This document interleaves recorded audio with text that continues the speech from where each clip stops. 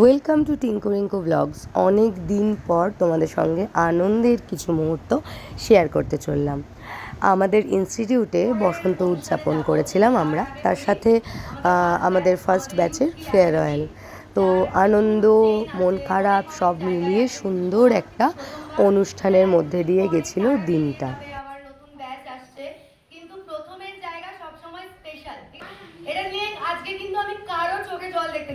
আর তার জন্য আমাদের ব্যাচের মেয়েরা, পার্লারের ব্যাচের মেয়েরা বা হোটেল ম্যানেজমেন্টের ছেলেরা মেয়েরা ভীষণ এক্সাইটেড ছিল।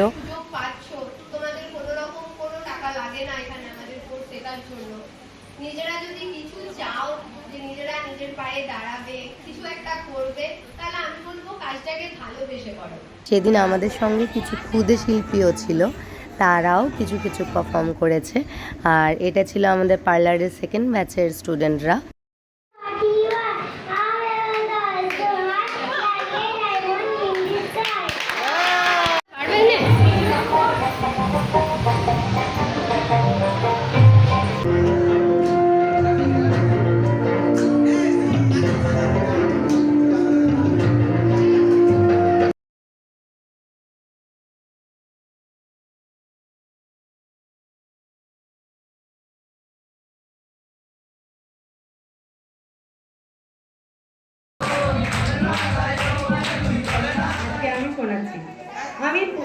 আমি আবৃত্তি পাঠ করি না, তো দোষ ত্রুটি মার্জনা করে নিও। সবাইকে বলছি তোমাদের ম্যাডাম খুব সুন্দর কবিতা বলে।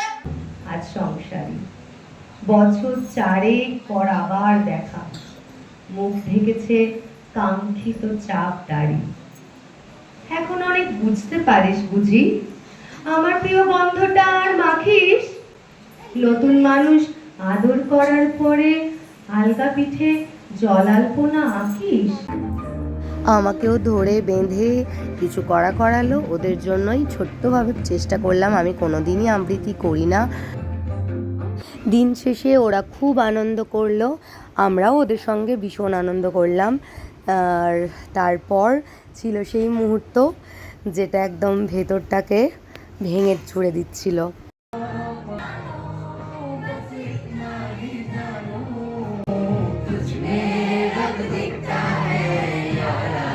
আর এরপর থেকে আর নিজেদেরকে কন্ট্রোল করা যাচ্ছিল না, কারণ আনন্দের মুহূর্তটা কখন যে মন খারাপের মুহূর্তে পরিণত হয়ে গেল আমরা নিজেরাও বুঝতে পারলাম না।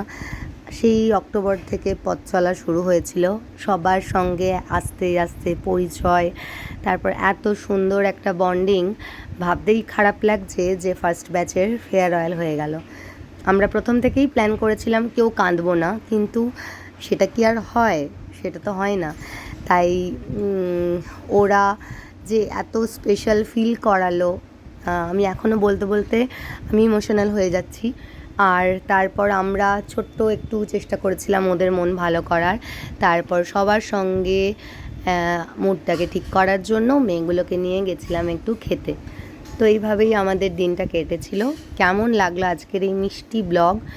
ভালো খারাপ, খুশি, আনন্দ, দুঃখ সব মিলিয়ে তোমরা জানিও। আর চেষ্টা করবো এরকম ছোট্ট ছোট্ট ব্লগ দেওয়ার। আশা করি ভালো লাগবে। ভালো লাগলে চ্যানেলটাকে সাবস্ক্রাইব করে দিও।